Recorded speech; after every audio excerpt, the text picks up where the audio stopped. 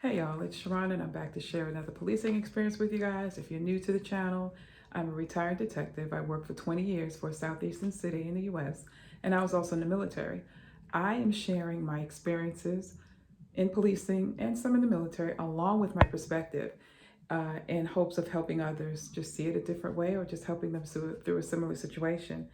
And I wanted to continue a little bit on where I left off last week, and I talked about KRS-One, and he shared the acronym that his wife used about blame, because looking at me ain't easy.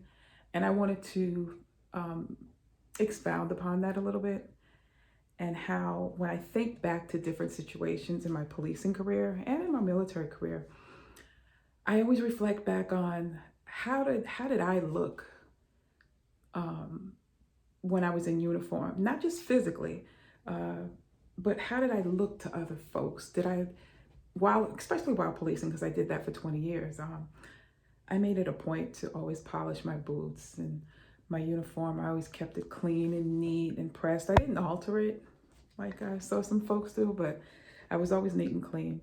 Because we learned, the whole escalating force thing. I don't think they use that anymore, but appearance is one of them.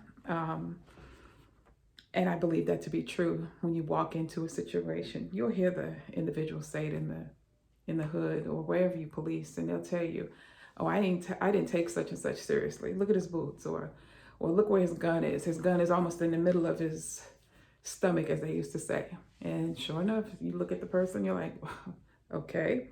But yeah, I used to pay attention to my uniform, but I also started to look inward.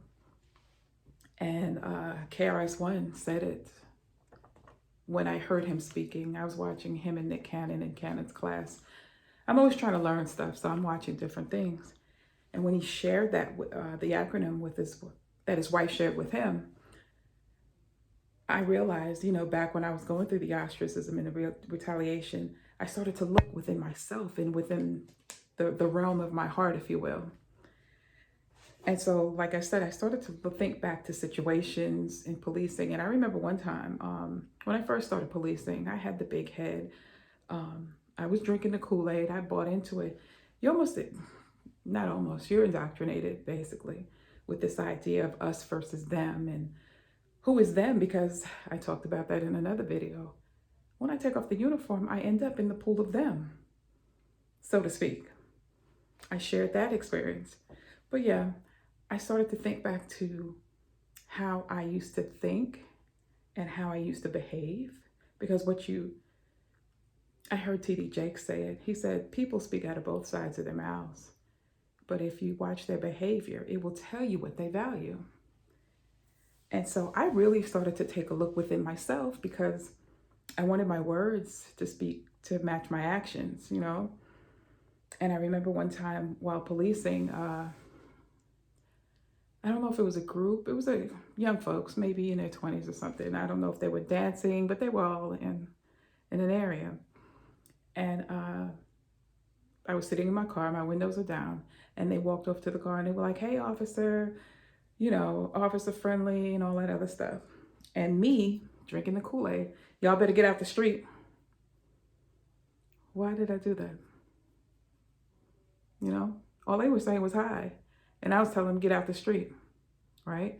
But then when I started to look in, that was something going on within me, within the realm of my heart and my mind, and they were not meeting.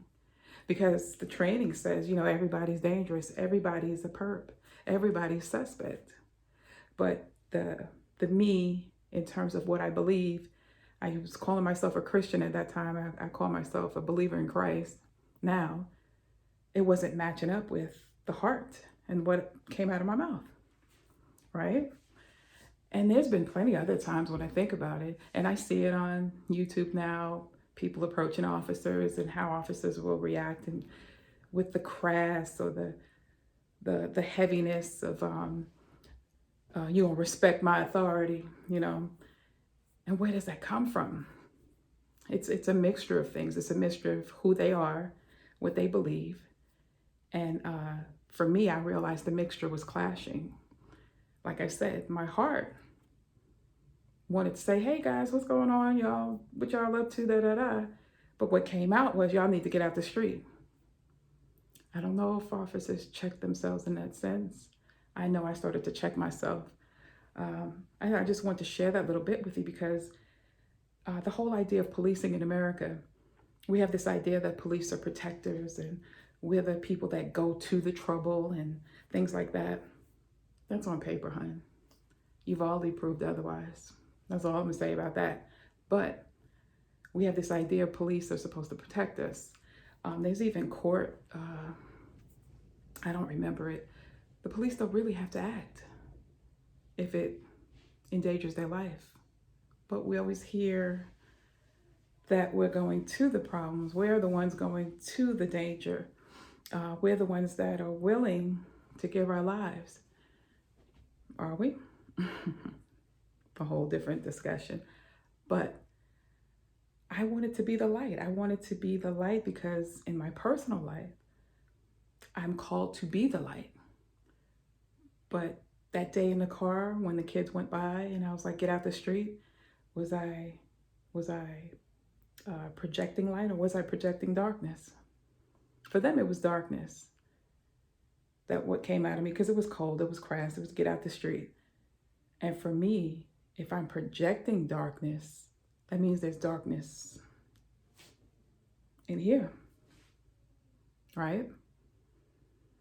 So if I wanted to be the light, I needed to project light. I needed to speak it. I needed to, it would come out as a natural indication, right? So I had to start practicing that. I talk about it in the book. I'll let you guys know when it's out. But I just want to share that little bit with you. Does your behavior match up with what you say? I'll share a little bit more. This is personal, of course. On the extreme right, the conservatives, they're so extreme. And what interests me is they talk about the liberals, if you will. Jesus was liberal. Think about it. Think about what he did while his ministry for 3 years while he was here. For 3 years when he started his ministry, what did he do? But you talk about liberals and they almost seem like they're gonna tear people apart. You met your liberal and they are off on the deep end. As for the extreme left, those folks that it almost seems like they don't care about anything. Jesus cared about a lot, especially having to do with the individual on the inside. Both sides, the extreme, the fringes, I'm talking about. I would suggest or even venture to say most of them don't look inward because they're blaming someone on the outside or something on the outside instead of looking inward. Until we start doing that, we're probably going to see much of the same.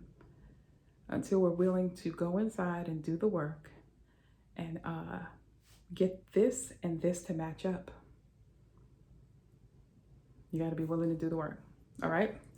I just want to share that little bit with you guys. Take a look at our online store. The link is in the description. I created some word search puzzle books. The links for those are in the description along with some notebooks. And with that being said, guys, always remember, you don't necessarily have to go through a thing to learn from it. Talk to you later. Bye-bye.